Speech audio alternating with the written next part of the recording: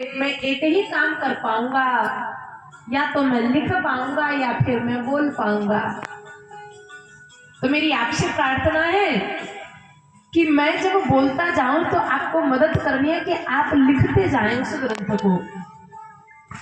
गणेश जी ने कहा कि वो सब तो ठीक है, लेकिन हमारी एक शर्त है। कैसी शर्त है? बोले देखो, हमारा वाहन मूषक है,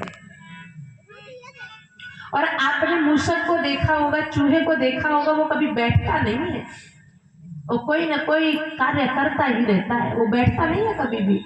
कभी इधर कुतर, कभी उधर कुतर, कभी यहाँ कभी वहां, वो कभी खाली नहीं बैठता है। तो गणेश जी ने कहा कि ठीक है, वैसा ही मेरा स्वभाव है भाई, साथ रहने से संगति का असर तो होता है। तो गणेश जी ने कहा कि मैं एक क्षण के लिए भी बैठूंगा नहीं। आप यदि बोलते जाएंगे तो मैं लिखता जाऊंगा, और जहां पर आप बोलना बंद कर देंगे मैं तुरंत भाग जाऊंगा। अब आप विचार कर लीजिए, आप फैसला कर लीजिए, आपको मंजूर है या नहीं। बाद में मत कहना कि गणेश जी ने हमको बताया नहीं। वेदव्य व्यास जी ने कहा कि ठीक है, आपकी यह शर्त हमें मंजूर है। वेदव्य व्यास जी, इनका नाम द्वैपायन व्यास जी है। ये भी भगवान के अवतार कहे गए हैं। 24 अवतारों में एक अवतार है द्वैपायन व्यास जी का, भगवान के स्वरूप है साक्षात। तो व्यास जी कहते हैं कि ठीक है। और व्यास जी क्या करते कि व्यास जी बोलते जा रहे हैं, और जब भी उन्हें लगता कि अगर नृत्य की क्रियाएं करनी है, तो गणेश जी से पहले ही कह दिया था कि मैं आपको एक क्षण भी खाली नहीं बैठने दूंगा, लेकिन मेरी भी एक शर्त है। ऐसी शर्त? बोले मैं गलत बोल रहा हूं या सही बोल रहा हूं, मैं भाई गलत भी हो सकता हूं, लेकिन आपको उसको संभाल करके लिखना होगा। जरूरी नहीं है कि मैं सही सही बोलूंगा, आपको संभाल करके लिखना होगा, सोच समझ करके सही करके श्लोकों को लिखना होगा। गणेश जी ने कहा ठीक है। और जब व्यास जी को लगता कि सुबह से शाम हो गई, अब नित्य निवृत्त लीला करनी है, तो व्यास जी क्या करते कि एक दो श्लोक ऐसे कूट श्लोक बोलते थे कि जिसको गणेश जी को सुधारने में काफी समय लग जाता है। ये यहाँ पर ऐसा नहीं, ऐसा है, यहाँ पर ये तो बिल्कुल ही गलत है। तो वो संभालते जब तक वो अपनी नृत्य की लीलाएं, नृत्य की क्रियाएं करके फ्री हो जाते और आकर के बैठ जाते। क्या हुआ गणेश जी, ठीक हुआ? ऐसे करके वेदव्य व्यास जी महाराज ने इस 18वें महापुराण श्रीमद् भागवत की रचना की है। इसमें भगवान के चरित्र तो है ही, लेकिन भगवान के साथ साथ में उनके अपने भक्तों के चरित्रों का ज्यादा गायन किया गया है। जैसे कि ध्रुव जी का चरित्र है, प्रहलाद जी का चरित्र है, बड़े बड़े राजा बलि का चरित्र है। हर एक भक्तों के चरित्रों का गायन किया गया है। श्रीमद् भागवत महापुराण में वेदव्य व्यास जी सर्वप्रथम श्लोक कह रहे हैं। सच्चिदानंद रूपाय विश्वोत्पत्त्यादि हेतवे। शुरुआत में सच्चित आनंद, जो आदि में है, मध्य में है, और जो अंत में बसता है। जब हम और आप नहीं थे, यह संसार नहीं था, तब भगवान सत्य स्वरूप थे। फिर इस दुनिया को बनाया भगवान ने, मध्य तो भगवान है।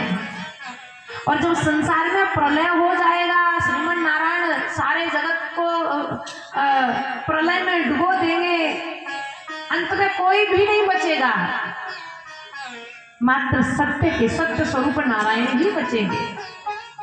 तो जो आदि में सत्य है, जो मध्य में सत्य है, और जो अंत में सत्य बचता है, ऐसे सत्य स्वरूप भगवान की वंदना करी वेदव्य व्यास जी। चित्त कहते हैं प्रकाश स्वरूप, और तीसरा है आनंद।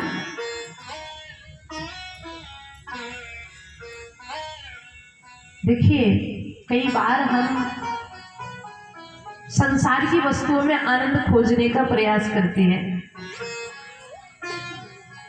कई दिन के भूखे थे और बढ़िया सुंदर भोजन मिल गए, और भोजन करने के बाद में किसी ने आकर के पूछा, हाँ भैया भोजन कैसा था, पेट भर पाया या नहीं भर पाया? तो जिनको जानकारी नहीं है उनके मुख से अनायास निकल जाता है, अरे महाराज आनंद आ गया।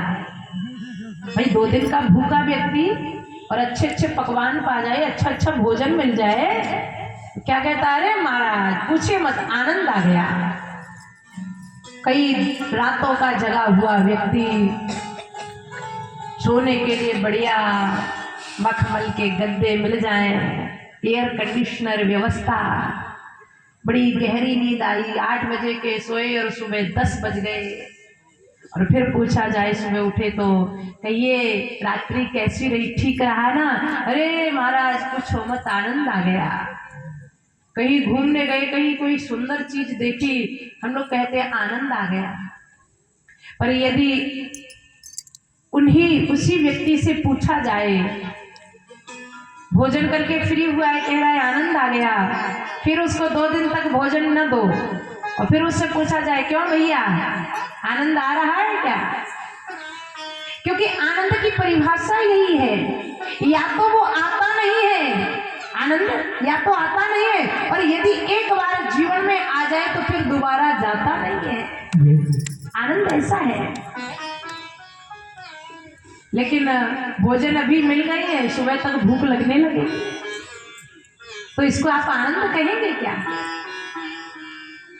संसार के विषयों में, संसार की वस्तुओं में आनंद नहीं है। आनंद यदि है भगवान नाम में है। भगवान स्वयं आनंद कंद है, जो आनंद सिंधु सुख राशि सीकरते त्रैलोक सुपासी। भगवान की कथाओं में आनंद है, भगवान के नाम में आनंद है, भगवान के धाम में आनंद है। अयोध्या है, वृंदावन है, भगवान के नाम में, भगवान के धाम में, भगवान की लीला में, भगवान की कथा, भगवान के चरित्रों में, और जहां पर भगवान के भक्त विराजमान हो जाएं वहां पर आनंद है। बाकी के संसार के बारे में यदि आप सोचें तो वहां हमको आनंद मिलने वाला नहीं है। इसलिए आनंद कंद भगवान की वंदना करी। सच्चिदानंद रूपाय फिर विश्वोत्पत्त्यादि हेतवे, जो विश्व की उत्पत्ति करने वाले हैं, उत्पत्ति करने वाले, फिर चलाने वाले और अंत में समाप्त कर देने वाले।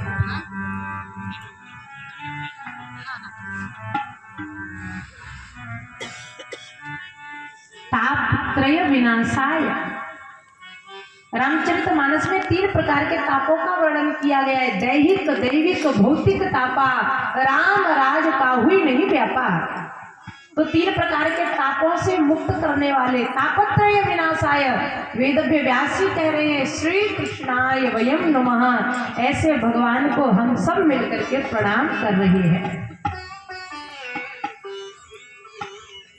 व्यास जी महाराज ने श्रीमद् भागवत में जो लिखा है ना, ग्रंथों में जो लिखा है, उसमें संतों ने अपना अनुभव लिखा है।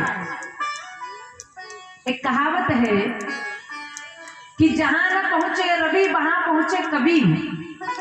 जहां सूर्यदेव नहीं पहुंच सकते हैं, कई ऐसे घर हैं, मकान है जहां पर सूर्यदेव नहीं प्रवेश कर सकते हैं, तो जहां न पहुंचे रवि वहां पहुंचे कवि, और जहां न पहुंचे कवि वहां पहुंचे अनुभवी। अनुभवी व्यक्ति बता सकता है कि इस मार्ग में कांटे हैं, पत्थर है, कहां पर मोड़ है, कहां पर गड्ढा है, कहां पर रोड सही है। अनुभवी व्यक्ति बता सकता है। तो जहां न पहुंचे रवि वहां पहुंचे कवि, और जहां न पहुंचे कवि वहां पहुंचे अनुभवी। अनुभवी व्यक्ति बता सकता है। तो ग्रंथों में जो कुछ लिखा है संतों ने, वृक्षों के सूखे पत्ते खा करके, व्रत धारण करके, तपस्या करने के बाद में जो भी ग्रंथों में लिखा है, उन्होंने अपना अनुभव लिखा है। उनको जो साक्षात्कार प्राप्त हुआ है वो अपना अपना अनुभव लिखा है।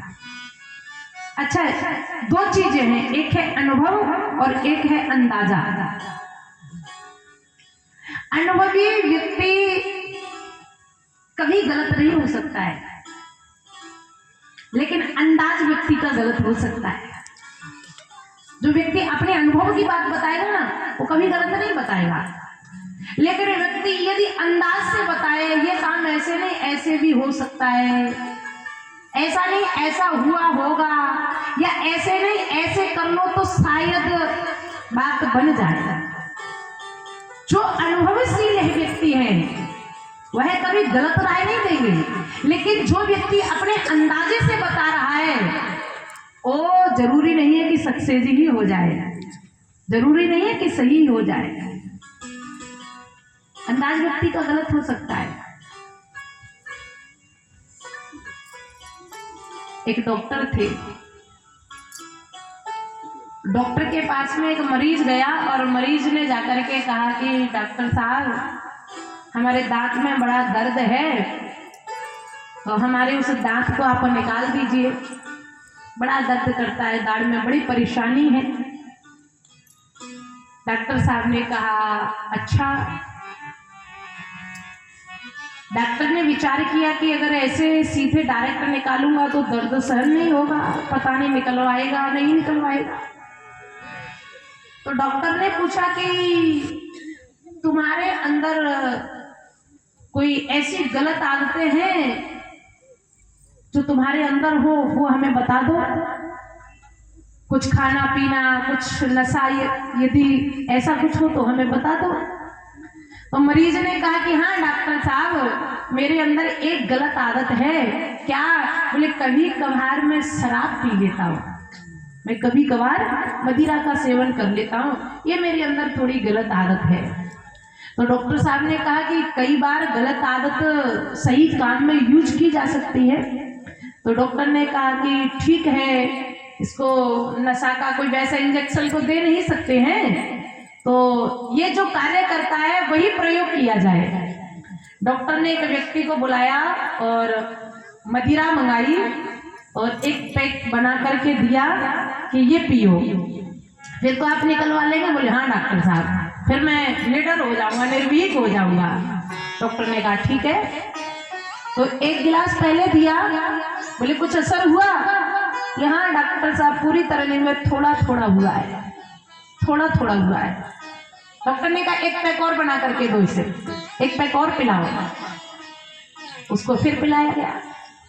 डॉक्टर ने कहा असर हुआ? बोले थोड़ा थोड़ा, थोड़ी और हिम्मत आई, थोड़ी सी हिम्मत आई, ज्यादा हिम्मत नहीं है। डॉक्टर ने कहा कोई बात नहीं, एक पैक और पिलाओ इसको। थोड़ी देर बाद डॉक्टर साहब आए। डॉक्टर ने कहा हाँ हिम्मत आई कि नहीं? बोले डॉक्टर साहब अब हम में इतनी हिम्मत है कि हम भी देखें कि कौन सा माई का लाल है जो हमारे दांत से हाथ लगा करके दिखाए। ऐसा कौन माई का लाल है जो हमारे दांत से हाथ लगा करके दिखाए? तो डॉक्टर ने सिर्फ अंदाजा लगाया था, डॉक्टर को अनुभव नहीं था, उसने अंदाज लगाया था कि शायद इस काम को ऐसे नहीं ऐसे किया जा सकता है। लेकिन व्यक्ति जब अपना अनुभव बोलता है तो वह कभी गलत नहीं होता है। श्रीमद् भागवत महापुराण में वेद व्यास ने सुंदर स्तुति करी और सर्वप्रथम इस कथा का अधिकारी बनाया उन्होंने श्री सूत जी महाराज को, श्री सुखदेव जी को, अपने पुत्र को अधिकारी जाना।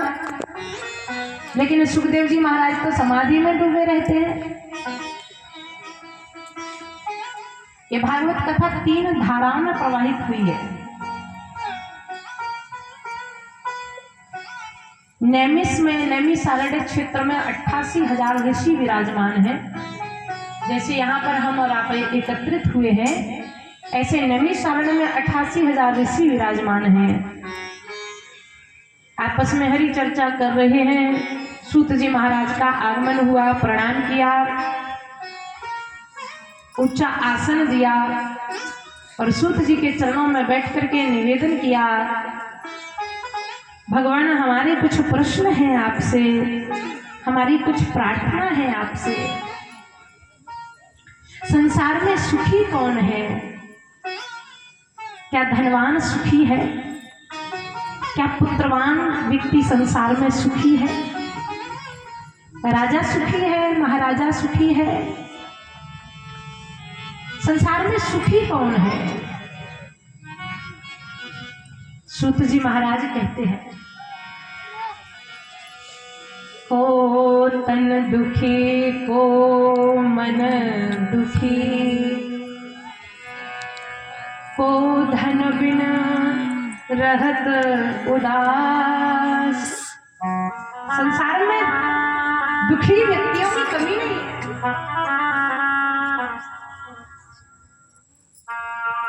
कोई तन से दुखी मिलेगा, खाने की कमी नहीं है घर में, पैसे की संपत्ति की कमी नहीं है, लेकिन बीमारी ऐसी बन गई है कि डॉक्टर ने कह दिया है मीठा खा नहीं सकते हैं, नमक ज्यादा खा नहीं सकते हैं, ऑयली चीज ज्यादा ले नहीं सकते हैं। डॉक्टर ने बताया बस मूंग की जो दाल होती है ना उसका पानी पियो। डायबिटीज भी है, ब्लड प्रेशर भी है, हर तरह की बीमारी है शरीर में। धन संपत्ति बहुत है लेकिन वह तन से दुखी है, तन से प्रसन्न नहीं है, तो ऐसी संपत्ति का भी क्या फायदा? इतना धन है कि पैसों में उठता है, पैसों में बैठता है, पैसों में ही सोता है। 56 प्रकार के व्यंजन सामने रखे हैं लेकिन दुखी इतना है कि खा एक भी नहीं सकता है। बढ़िया बढ़िया रस मलाई रखी है, रबड़ी रखी है, गुलाब जामुन है, छेना है और सुंदर सुंदर मिठाइयां देख सकते हो, पर खाने की परमिशन नहीं है।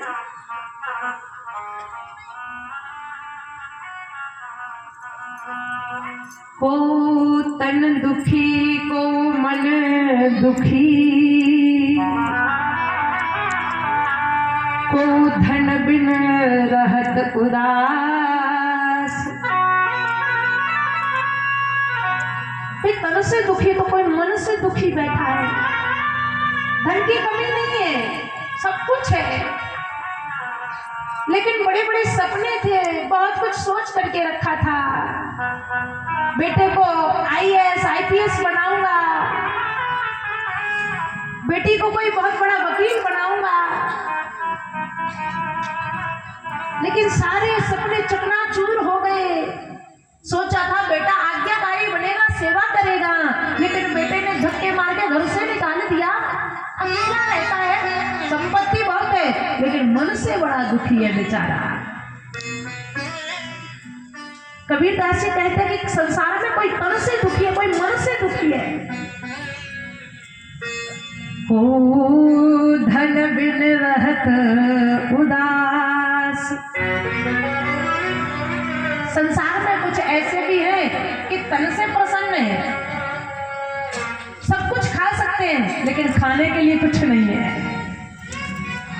सब कुछ खा सकते हैं, किसी प्रकार की कोई बीमारी नहीं है, लेकिन भगवान ने खाने को नहीं दिया है। मन से बड़े प्रसन्न है, बेटा आज्ञाकारी, पत्नी आज्ञाकारी, बड़ी सुलक्षणा है नारी। बस एक बात का दुख है, धन की बड़ी कमी है, धन नहीं है जीवन। कबीर साहब कहते हैं